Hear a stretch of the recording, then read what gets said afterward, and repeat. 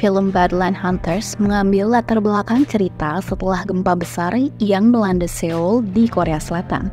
Gempa tersebut mengubah Seoul menjadi gurun apokaliptik yang mengarah pada kehancuran dan kiamat. Musibah tersebut membuat para penyintas dan korbannya harus menghadapi berbagai macam ancaman.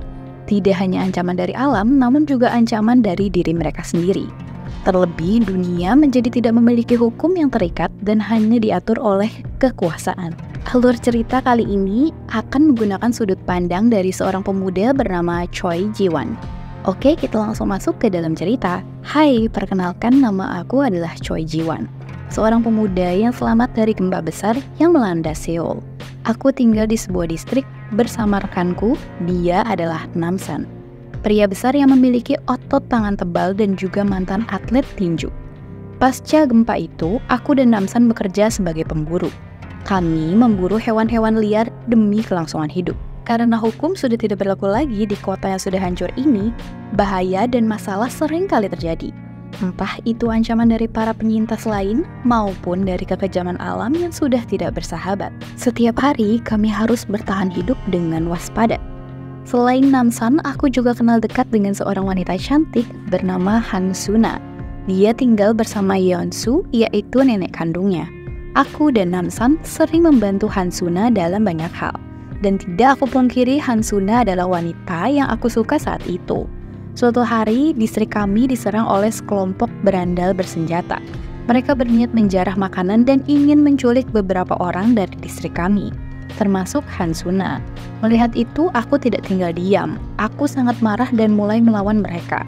Pada akhirnya, aku terpojok dan Namsan membantuku, kemudian kami berhasil mengalahkan dan mengusir mereka untuk pergi. Keesokan harinya, aku dan Namsan melihat ada sekelompok orang dengan pakaian formal berwarna hitam sedang berbincang dengan Hansuna dan neneknya. Mereka menawarkan kepada Hansuna dan neneknya untuk tinggal di sebuah apartemen yang lebih layak milik organisasi mereka. Alasan mereka memberikan penawaran kepada Hansuna karena Hansuna masih muda dan bisa menjadi salah satu generasi baru untuk pembangunan kembali kota Seoul.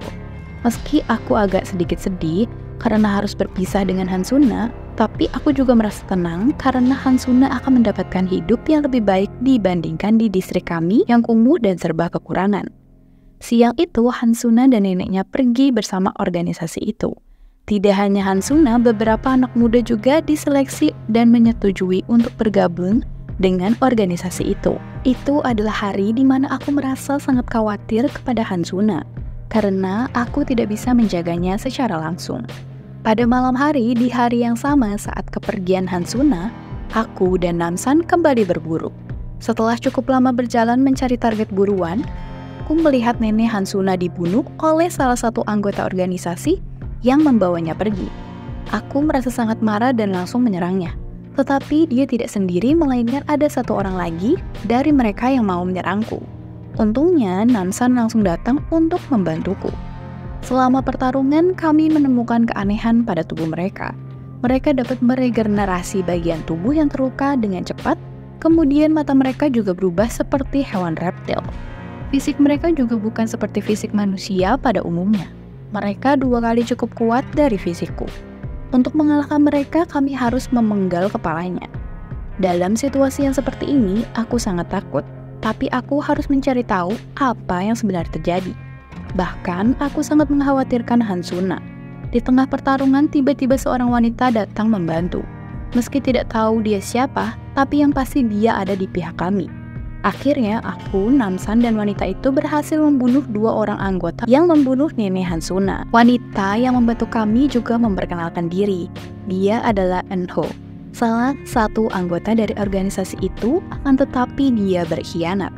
Eunho menjelaskan jika sebelumnya dia adalah tentara penjaga apartemen yang ditugaskan untuk mengevakuasi para penyintas. Tapi semua telah berubah ketika seorang dokter gila yang bernama Yang Gisu datang ke apartemen.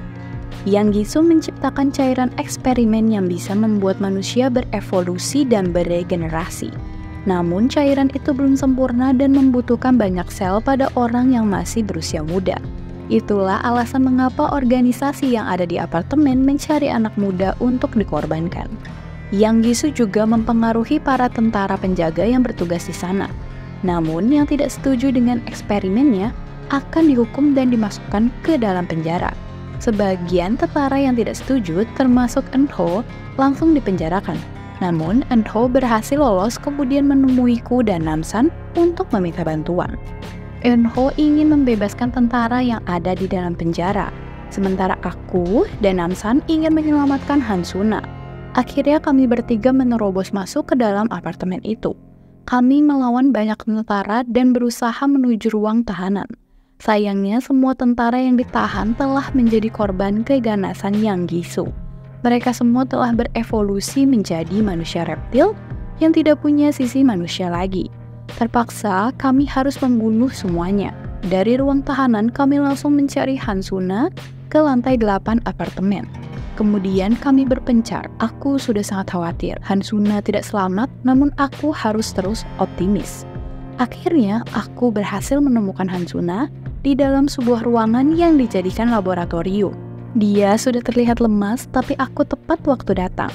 Setelah menyelamatkan Hansuna dan anak muda lainnya, kami berhasil membunuh Yang Gisu yang juga sudah berubah menjadi setengah reptil. Kemudian setelah semuanya berakhir, Eun-ho memutuskan untuk membangun ulang apartemen sebagai tempat evakuasi dan pengungsian yang aman. Sementara aku, Namsan, dan Hansuna pergi ke makam nenek Hansuna. Di sana Hansuna sangat terpukul karena kehilangan neneknya.